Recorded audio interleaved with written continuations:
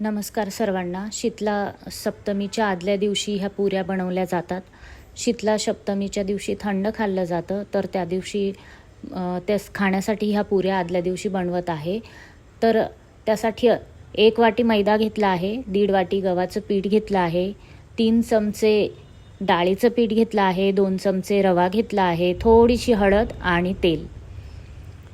मैदा आणि पीठ चाळून घेतलेलं आहे. आता एका डिशमध्ये मी ओवा घेतला आहे, साखर घेतलेली आहे, मीठ घेतलं आहे, जिरं आणि बडीशोप. तर हे थोडं जाडबारीक कुटून घेत आहे आता.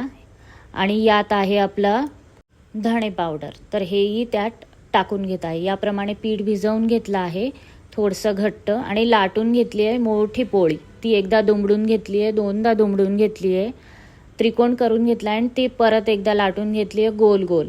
आणि ती आता तिचा रोल करते आहे. आधी त्याच्यावर थोडंसं तेल आणि बेसनाचं पीठ टाकायचं आहे आणि तिचा हा असा रोल बनवायचा आहे. नंतर छोटे छोटे गोळे बनवून अशा पुऱ्या बनवायच्या आहे. 2 प्रकारच्या पुऱ्या बनवल्या आहेत, जाड आणि बारीक. ह्या थोड्या जाड आहेत, ह्या थोड्या बारीक आहेत. तर त्या का बनवल्या तेही सांगते. ह्या थोड्या बारीक आहेत. तर जाड पुऱ्या तळून घेऊया. जाड पुऱ्या ह्या फुगतात. जाड पुऱ्या ज्या असतात त्या ह्या थोड्या फुगलेल्या आहेत बघा, व्यवस्थित छान फुगलेल्या आहेत. तर ह्या जाड पुऱ्या आहेत, त्या सर्व तळून घेऊया. छान छान झाल्या आहेत. एक ताट ठेवलं आहे, त्याच्यावर चाळणी ठेवली आहे आणि त्यावर मी ह्या पुऱ्या टाकत आहे, म्हणजे एक्स्ट्रा तेल जे आहे ते खाली ताटात पडून जाईल.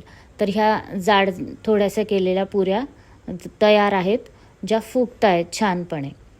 आणि ज्या दुसऱ्या प्रकाराच्या पुऱ्या केलेल्या आहेत त्या आहेत थोड्याशा बारीक, तर त्या फुगत नाहीत, त्या कडक होतात. तर त्याही खूप सुंदर लागतात. ह्या जाड थोड्याशा लाटलेल्या बिलकुल तयार आहे. 2-3 राहिल्या आहेत, आपण तळून घेऊया. झालेल्या आहेत जाड पुऱ्या, खूप टेस्टी लागतात. आता ह्या बारीक आहेत, ह्या फुगलेल्या नाही आहेत, ह्या मठडीसारख्या होतात. ज्या बारीक लाटल्या आहेत खूप सुंदर लागतात, कडक होतात. ह्या छान तळायच्या कुरकुरीत की त्या मस्त लागतात ह्या आपल्या बारीक पुऱ्या. तर याप्रमाणे शीतला सप्तमीला तुम्हीही अशा पुऱ्या जरूर करून बघा. तुम्हालाही नक्कीच आवडतील.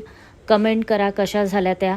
आणि तुम्हाला माझा व्हिडिओ आवडत असतील तर चॅनलला जरूर सबस्क्राईब करा.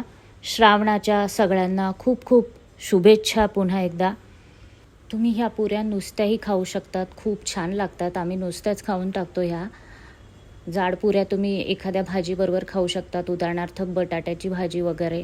तर जरूर तुम्ही करून बघा, तुम्हाला नक्कीच आवडतील.